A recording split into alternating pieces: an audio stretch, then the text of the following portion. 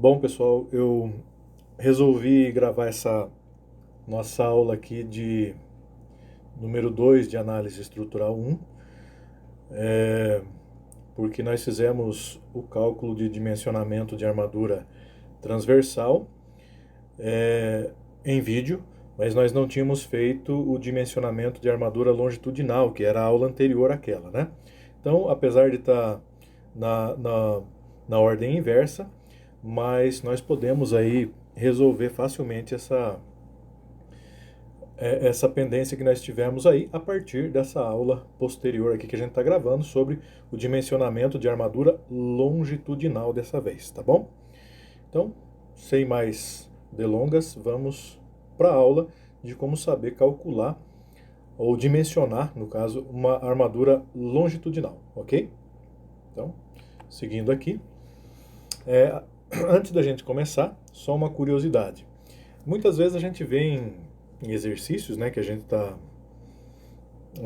tentando resolver, principalmente nas disciplinas de estática, de as disciplinas que a gente precisa calcular os dimensionamentos de força, os carregamentos, né?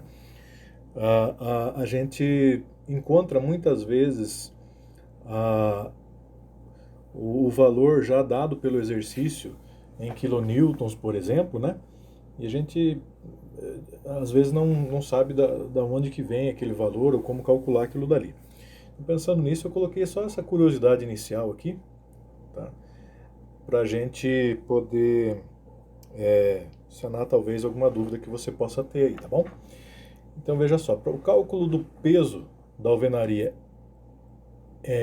por metro quadrado, então considera-se 1.500 kg por metro quadrado de massa específica da alvenaria, tá? Na sala me questionaram, professor, mas como que eu posso saber que 1.500 é um valor assim, exatamente do peso dessa alvenaria? Obviamente, né? Que dependendo do material que é feito a alvenaria, se é de cerâmica, se é bloco de concreto, pode ser que varie um pouquinho esse peso. Então, a título de aproximação, tá? Vamos considerar esse peso. Para a gente ter um valor assim exatamente calculado, a gente precisaria mensurar de forma mais precisa esse valor, tá? Mas a título de exercício aqui vamos considerar 1.500 kg por metros cúbicos, tá? Então o que eu faço? Eu multiplico esse peso pela espessura da alvenaria. Então, por exemplo, se eu tenho uma alvenaria de espessura de 15 centímetros, por exemplo, né? Ou 0,15 metros aqui, então o peso por metro quadrado será, porque a gente está calculando ali para a gente conseguir calcular esse valor, né? A partir dos diagramas lá que a gente faz e do carregamento distribuído de uma força, por exemplo, né? Que é o caso aqui da alvenaria, eu deveria fazer um cálculo aproximadamente dessa forma, tá? Então eu considero aqui, ó, 1.500 vezes o 0,15 e eu vou ter, né, os valores aqui em metro, todos eles, né, 225 kg por metro quadrado, tá? E se eu continuasse esse valor aqui, ó, que eu estou calculando em quilogramas por metro quadrado, se eu multiplicasse pela força da gravidade, certo? Eu teria um valor em newtons por metro quadrado, tá? O que me remeteria facilmente a calcular aquele valor que eu tenho lá de carga distribuída de newtons por metro ou quilonewtons por metro, tá? Apenas multiplicando pela gravidade, ok? Não sei se eu fui muito claro aqui, mas basicamente seria isso. Bom, seguindo aqui, nós fizemos um exercício em sala e nós vamos repetir ele aqui. O exercício é esse daqui, ó. Calcular a bitola de aço das barras longitudinais de uma viga com seção de 20 por 20, né? 0,2 por 0,2 metros, que deve suportar uma parede de 3 metros de altura, que é esta parede aqui, ou um muro, né? Enfim, 3 metros de altura e 4 metros de largura. Nós temos aqui, nessas cotas, a altura e a largura dessa parede ou desse muro, tá? Sendo essa em alvenaria equivalente a uma carga de 6 kN por metro, tá? Que é mais ou menos aquele cálculo que a gente fez anteriormente ali, tá? Eu arredondei aqui para ficar mais assim, fácil de calcular a título de exercício, tá? Quando você tiver uma situação real, obviamente que você vai, não vai arredondar igual eu fiz aqui, mas vai talvez majorar para poder ter um fator de segurança maior, tá bom? Que mais? Para este cálculo deverá ser considerada a utilização do aço CA50 e do concreto com FCK de 25, tá bom? Aqui eu tenho uma representação da seção dessa viga aqui, que está aqui embaixo, né? Seção de 20 centímetros, 20 por 20, e depois eu falo sobre esse 17 aqui, tá bom? Então, seguindo aqui para o nosso cálculo da armadura longitudinal, que vocês já sabem, a armadura longitudinal é aquela que fica de forma longitudinal a minha viga, certo? Então aqui eu já tenho uma representação em DCL dessa configuração que eu tenho. O que eu tenho ali no exercício? Eu tenho aqui, ó, minha viga representada, aqui, com uma largura de 4 metros, e eu sei que eu tenho uma carga distribuída de 6 kN por metro. Está representado aqui esse muro, essa parede, nesse meu diagrama aqui. Bom, então, aqui eu tenho novamente a representação da seção da viga, e o que eu faço aqui? Eu, primeiramente, monto meu DCL, né? O meu DCL, para eu fazer aqui as considerações adequadas, eu sei que eu tenho uma viga que tem 2 apoios, tá? Ou seja, uma viga biapoiada, e que essa viga eu tenho o apoio A e o apoio V, e o apoio B, no caso, e eu preciso, para facilitar o meu cálculo, concentrar esse carregamento distribuído aqui. Como é que eu faço?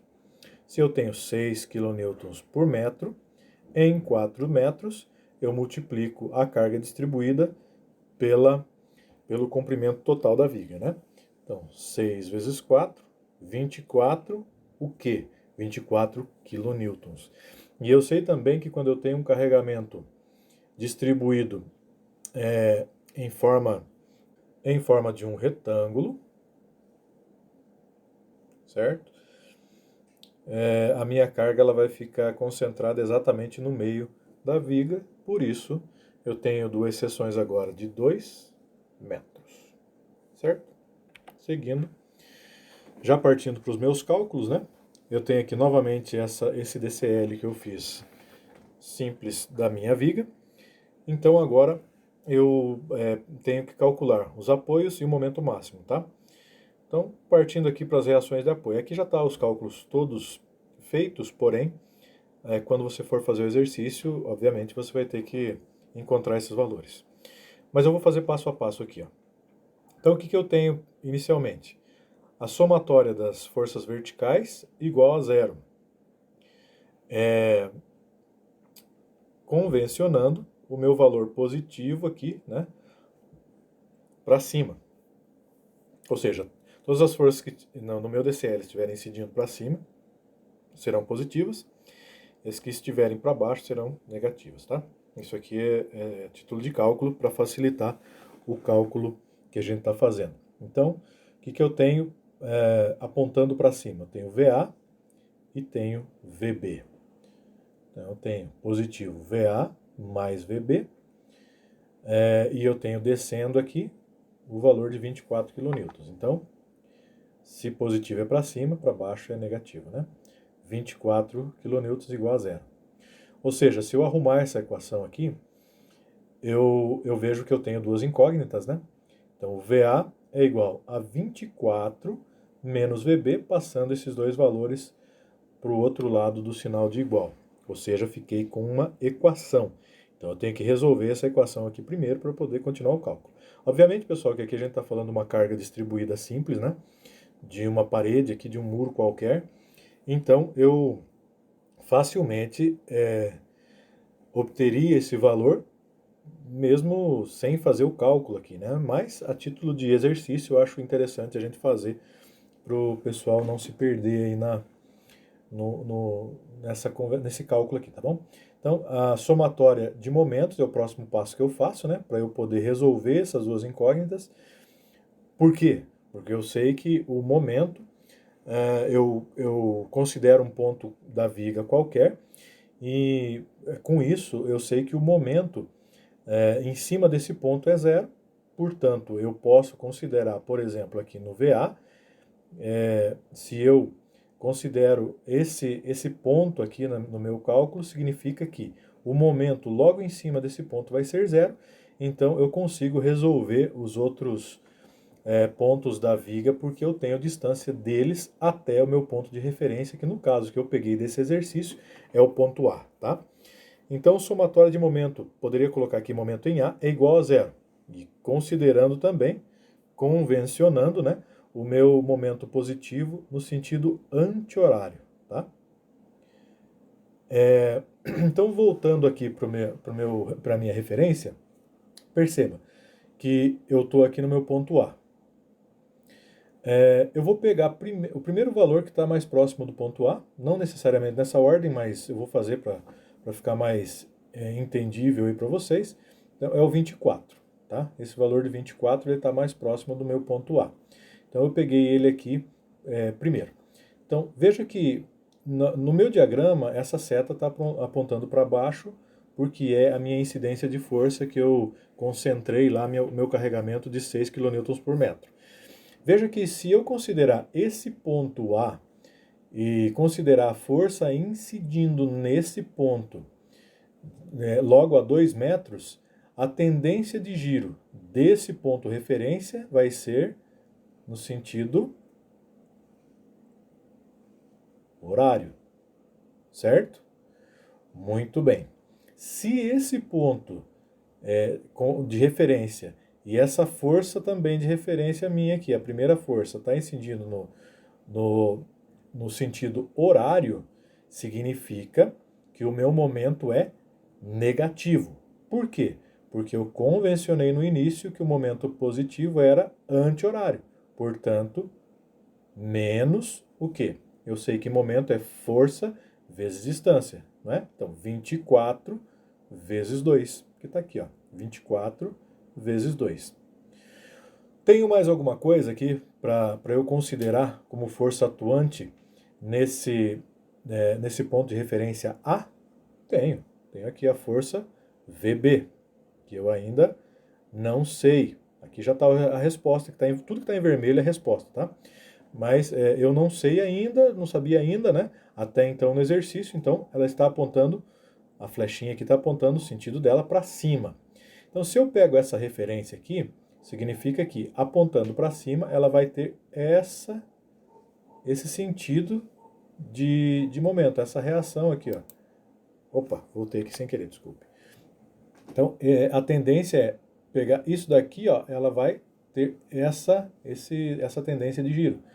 Portanto, o momento meu é positivo, porque veja, se ela está girando desse lado, né, tá, ou com a tendência de giro para esse lado, ela está no sentido anti-horário, e se eu pegar aqui, ó, o anti-horário que eu convencionei no início é positivo, portanto, mais. Mais quanto? O valor de VB eu não sabia ainda, então VB, que é a força, vezes a distância. Então, VB vezes 4. Está aqui, ó. VB vezes 4, ou 4VB, é a mesma coisa. É igual a zero, porque era a minha equação inicial. Então, arrumando tudo isso, eu sei que VB é igual a 48 dividido por 4, o VB é igual a 12. Opa, achei uma incógnita da minha primeira equação, que é o VB. Então, se eu sei que VA é igual a 24 menos VB, isso significa que o VA é igual a 24 menos 12, que eu acabei de achar ali. Ou seja, o VA é igual a 12 kN também. Terminei as minhas reações de apoio. VA igual a 12 e VB também igual a 12, tá? O que falta eu fazer agora? Momento, né? Eu tenho, nesse caso aqui, eu tenho duas formas de fazer o cálculo de momento, tá? Vou começar por essa, eu vou começar pela mais fácil aqui, tá? Eu tenho aquela equação QL dividido por 8, tá? Por que essa equação aqui? Por que essas duas maneiras? Porque esse cálculo de momento aqui é com essa equação QL dividido por 8 que acontece nesses casos, né? De força distribuída em uma viga biapoiada, tá? Então, facilmente eu faço esse cálculo. Por quê? Porque eu sei que a carga incidindo aqui é de 24. Tá aqui, né? A carga é de 24. Eu sei que a largura é de 4. Então, Q, carga, L, largura, divido por 8, eu sei que o meu momento vai dar 12 kN vezes metro. Lembrando que isso aqui eu só utilizo em cargas distribuídas de uma viga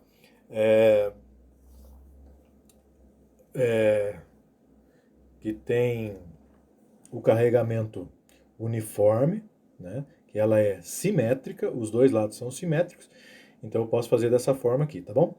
Ou então, se eu tiver dúvida, não sei se eu posso usar isso daqui, eu vou para o meu cálculo convencional de momento. Como é que faz ele? Simples também. Então, momento é igual. Agora vem algumas considerações que a gente precisa fazer. Por quê? Porque eu tenho que olhar para a minha viga e eu tenho que determinar o ponto no qual eu imagino que esse momento seja o momento máximo. É costumeiro nos cursos de engenharia que os professores peçam para os alunos irem fazendo metro a metro ou fazendo cortes aqui na viga para poder achar ou encontrar esse momento máximo, tá? Se você quiser fazer assim também, não tem problema nenhum. Porém, veja que vai dificultar o seu trabalho nesse cálculo. Por quê? Porque facilmente eu percebo que o momento máximo é no meio da viga. Por quê? Porque o carregamento que tem nessa viga aqui, ele vai, obviamente, ele está todo ele incidindo forças, cargas, no sentido da gravidade, da força da gravidade, aqui no caso para baixo, né? E ele vai ter a tendência da viga ter a tendência, tá? Estou exagerando aqui, esse formato aqui, ó, fazendo uma flecha aqui no meio, tá? Então, ou seja, obviamente que se a carga é uniforme, se a carga ela é simétrica, o meu momento máximo, de acordo com os diagramas que a gente estuda lá, ele vai ser exatamente no meio, né? Portanto, eu sei que o momento máximo, nesse caso aqui, vai ser no meio. Se eu tivesse uma força concentrada aqui, mudaria tudo, né? Mas não é o caso aqui, portanto, o meu momento máximo vai ser necessariamente no meio, tá? Então, o que eu tenho aqui? Tá? Se eu considerar aqui, ó, bem no meio, que é meu momento máximo.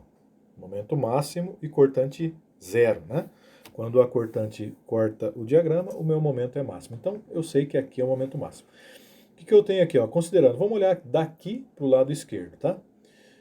Você pode olhar para o lado esquerdo ou para o lado direito, tanto faz, vai dar a mesma coisa. Mas eu vou olhar para o lado esquerdo aqui, tá bom? Então veja, o que eu tenho incidindo de força para esse lado, desse corte aqui, ó. Eu tenho a carga de 12, né? Bom, eu sei que momento é força vezes distância. Então eu já sei que é 12 vezes 2. Basta eu saber agora se esse valor é positivo ou negativo. Aqui entra uma outra consideração que a gente tem que fazer, que é justamente a questão da onde a viga está tracionando nesse caso aqui, tá bom?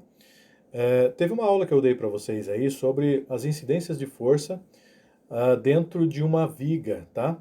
Quando o carregamento é distribuído e concentrado. Então eu peço que vocês olhem nessa aula, tá aqui nessa playlist também, para vocês entenderem um pouquinho melhor disso, tá? Mas veja que quando a incidência de força ela está reagindo à força da gravidade aqui, ela tem a tendência que a minha viga faça este formato aqui, ó, tá? Por quê? Porque se a força ela está incidindo nesse sentido, obviamente que ela está forçando a minha viga a ter uma flecha contrária à incidência de carga aqui em cima. Portanto, a minha viga, se eu fosse exagerar, ela ficaria assim, ó, no formato. Vamos supor que ela tivesse um lapso aqui, ela fosse mais, fosse parecida com polímero, por exemplo, né? Então ela ficaria assim, ó, assim e assim, tá? Infelizmente eu não tenho como desenhar aqui, mas eu acho que vocês entenderam. Portanto, se eu considerar o apoio aqui, ele vai ter esse formato, significa que as fibras que estão tracionando desse ponto específico da viga, seria a parte superior da viga, para cima da linha neutra, né? E para baixo da linha neutra, ela estaria comprimindo, tá? Portanto, se ela está tracionando na parte de cima da linha neutra, o meu valor é positivo, tá? Bom, agora vocês talvez tenha causado aí um pouco de dúvida, mas na segunda parte da equação, acho que você vai entender melhor. Veja que se eu considerar ainda o ponto do meio da viga e olhar para a esquerda do diagrama, desse L aqui, perceba que eu não posso esquecer que aqui eu tenho um carregamento distribuído, certo? Que ele não sumiu aqui do nada, né? Então, aqui esse carregamento distribuído é de quanto? De 6 quilonewtons por metro, tá? Então, o que eu tenho que fazer? Primeira coisa, nesse trecho aqui da viga, concentrar esse carregamento distribuído. Ou seja, para eu concentrar o carregamento distribuído, é como a gente fez no começo do exercício, né? É a força distribuída vezes a distância do meu ponto de referência até o corte que eu fiz, né? Então, veja, 6 vezes 2. Então, tá aqui, ó, 6 vezes 2. Porém, eu sei também que o momento é força vezes a distância. Então, veja que esse 6 vezes 2, né, ele vai incidir aqui bem no meio. Lembra que eu falei de forças retangulares, né? A incidência da força é bem no meio, diferente de um triângulo, por exemplo, que é outra coisa que a gente vai estudar mais para frente. Então, aqui, ó, eu tenho essa concentração da força distribuída bem aqui no meio. Bom, mas o meu ponto de referência, ele está aqui, ó, né? Então, eu tenho que saber que a força vezes a distância, né? Tá aqui, ó, força vezes a distância dessa concentração de carga até meu ponto de referência, ou seja, 1 metro, né? Ou seja, eu tenho aqui, ó, 6 vezes 2 vezes 1. Pronto. Basta eu saber agora se é positivo ou negativo. Veja que aqui eu tenho um carregamento distribuído, certo? Nesse meu corte. E eles estão apontando, a flechinha está apontando para baixo, ou seja, no sentido da força da gravidade. Portanto, se eu pegar aqui e exagerar, ele vai ter esta forma aqui, né? Esta forma, formando uma flecha aqui, certo? Então, veja, se eu pegar a linha neutra e dividir essa minha viga em duas partes, acima da linha neutra, se ele tiver esse formato, ela vai estar comprimindo. E abaixo da linha neutra, ela está tracionando, certo? Diferente aqui do apoio, né? Ou seja, quando as minhas incidências de força estão para baixo, né, fazendo ela ter esse formato, um formato, vamos dizer assim, de U, né? Ou com tendência desse formato, significa que eu estou tracionando as fibras inferiores dessa viga. Portanto, o valor é negativo. Ou seja, se estiver tracionando as fibras superiores, positivo. Se estiver tracionando as fibras inferiores, negativo. Resumindo isso daqui. Fazendo todos os cálculos, eu vou chegar também ao valor de 12 kN vezes metro, que é o valor aqui do momento máximo dessa viga aqui, tá bom? Seguindo. Bom, o que faltou eu fazer agora? Faltou eu fazer os diagramas, né? Então aqui eu repeti o meu DCL e logo abaixo eu vou desenhar os dois diagramas. Então, veja só. O diagrama de esforço cortante está aqui representado em quilonewtons, portanto eu não preciso colocar a unidade medida aqui nos valores, apenas colocar os valores, porque eu sei que aqui o meu gráfico está medido em quilonewtons, tá? Analisando o gráfico aqui, veja aqui. Eu tenho uma força incidindo de 12 kilonewtons. Vou usar uma linguagem bem simples, tá? Chutando para cima aqui, né? Eu desenho no gráfico, chutando para cima 12. Bom, aqui eu tenho um carregamento distribuído. Nas aulas posteriores eu vou explicar um pouquinho melhor sobre isso. Então, quando eu tenho um carregamento distribuído, no meu gráfico eu tenho uma constante diagonal aqui, tá? Isso aqui você poderia fazer metro por metro aqui também, que você ia ver que no gráfico ia dar uma constante diagonal, tá? Não vem ao caso agora, porque não é o centro do exercício daqui. Mas 12, e eu sei que ele vai com esse 12 até lá do outro lado. Quando ele chega aqui, no outro lado do diagrama, ele chuta 12 para cima novamente, e eu sei que o meio da viga ele é zero. Então, desenhando aqui ó, até o 12 negativo, ele chuta para cima, terminei meu diagrama de esforço cortante. Mais para frente eu falo um pouquinho melhor sobre isso, em outra aula, tá? E que o meu momento é de 12 kN vezes metro, e que quando eu tenho um carregamento distribuído, o meu diagrama de momento ele é uma parábola, porque ele gera uma equação de segundo grau, que também eu vou falar para vocês em outra aula, e que o momento máximo é 12, bem no meio. Lembrando que no diagrama de momento, quilonewtons vezes metro, quando eu tenho o desenho da parábola do lado de baixo do diagrama, ele é positivo. O contrário do meu diagrama de cortante, tá bom? Isso aqui é bem simples, né? Acho que todo mundo entendeu. Se não entendeu, nas próximas aulas eu explico melhor isso aqui, tá bom? Porque a aula já está ficando bem longa, né? Então, calculando o KC e KS é o meu próximo passo para calcular essa armadura longitudinal. Então, o KC, essa formulazinha que eu tenho que utilizar, tá? É igual ao BW vezes D ao quadrado dividido por 1,4 vezes M. O que significa cada um dessas incógnitas aqui, desses valores?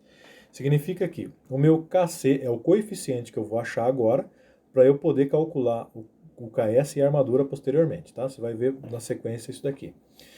O BW é a altura da seção da viga, tá? Que a minha seção da viga era 20 por 20, né? Então eu utilizo em centímetros aqui, o BW. O D era a altura da seção da viga descontando o cobrimento. Eu vou voltar um pouquinho lá no início do exercício, que eu falei que ia explicar. Aqui, ó, que pode ser aqui. Então é esse valor aqui, ó, de 17. Eu desconto o cobrimento, tá? Então eu pego, era um pouquinho mais para cima aqui, ó, da face superior da viga, opa, agora ele voltou uma a mais. Opa, só um pouquinho lá. Aí. Da face superior da viga até o meio da consideração da seção transversal dessa armadura que eu tenho aqui, tá? Então eu considero 17 porque eu descontei 3 do cobrimento, tá bom? Então era isso que faltou falar para vocês naquela hora. Então a altura aqui é descontando o cobrimento, a altura descontando o cobrimento. E o M é o momento que deve ser em centímetros, que nós acabamos de calcular lá atrás. Então veja, o 20 centímetros vezes 17 ao quadrado, que é o BW vezes o D, dividido por 1,4, que é um fatorzinho de segurança, vezes o 12 kN vezes metro que eu tinha achado, que em centímetros vai dar 1.200 kN vezes centímetros, tá? Fazendo todo esse cálculo aqui, eu vejo que eu achei o valor de 3,44. Essa tabela aqui, ela me proporciona achar o valor do meu KS, tá bom? Então, como é que eu faço? Eu sei que o meu exercício me deu que o meu concreto é de FCK 25, tá? Então, veja que eu achei 3,44. Então, eu tenho que achar o valor, considerando o meu concreto com FCK 25, o valor que mais se aproxima desse 3,44, majorando, né? Que no caso da tabela deu 3,6. 3,8 é muito grande. Então, vamos para o 3,6. Correndo aqui, ó, eu entendo que no meu cálculo lá, no meu exercício, eu vou utilizar o aço CA50, tá? Ou seja, eu não posso usar o 0,51 e nem o 0,21. Eu tenho que usar o 0,26 porque o aço é CA50.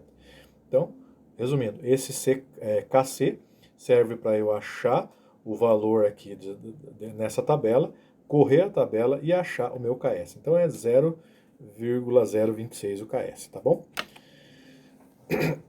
Seguindo, o AS seria a área do aço, de seção do aço. O KS é o que eu acabei de achar, é o coeficiente encontrado na tabela, lá a partir do KC. 1,4 fator de segurança novamente. O M, o momento, que deve ser em centímetro. E o D é a altura da seção da viga, descontando o cobrimento que eu falei agora há pouco para vocês. O KS eu achei lá na tabela 0,026. Só voltar um pouquinho o vídeo aí para você entender melhor. 1,4 eu permaneço na equação. E o 1.200 é o momento em centímetros, tá bom? E a altura da seção descontando o cobrimento 17, como eu já falei para vocês também. Então, o AS é igual a 2,5 ou 2,50. Então, agora eu vejo na minha tabela de área de aço da seção conforme o número de barras, eu consigo determinar o número de barras e o φ, o diâmetro do φ do aço aqui, tá bom? Em milímetros. Aqui, ó, φ em milímetros, tá? Diâmetro em milímetros. Bom, você pode estar achando aqui, ó, 2,5. Eu vou achar nessa tabela aonde que tem um 2,5 ou mais próximo disso, tá? Por exemplo, aqui, ó, tinha 2,5 aqui no 5, né? 5 barras de 2,5. Veja quanto que ia dar aqui, ó, 8, o φ de 8. 5 barras com o φ de 8. Por que eu não posso utilizar isso daqui? Na verdade, eu posso utilizar, né? Poderia utilizar.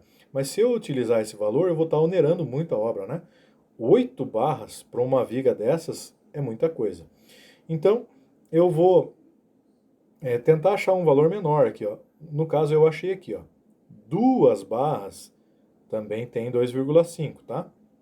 Correndo aqui a minha tabela de φ, de diâmetro, né, da seção desse aço, eu vejo que é compatível, porque o diâmetro de 12,5 eu vou utilizar só 2 barras, né? Então, assim, em termos financeiros, vai ficar muito melhor e eu não vou onerar a obra nessa viga aqui em vigas posteriores, tá? Ou seja, eu posso considerar agora que, a partir do exercício, eu tenho aqui, ó, as 2 barras, né, longitudinais aqui da viga, tá? De 20 por 4 metros essa viga. E aqui tá os dois, a seção, né, da viga e a seção das 2 armaduras de aço aqui, tá? Aqui eu tenho o estribo, que é a armadura transversal, e eu termino o exercício dizendo que eu vou utilizar 2 barras com φ de 12,5 milímetros para essa configuração que eu tenho nesta viga, tá certo? Bom, espero que vocês tenham entendido e aqui eu encerro esta aula e até a nossa próxima aula.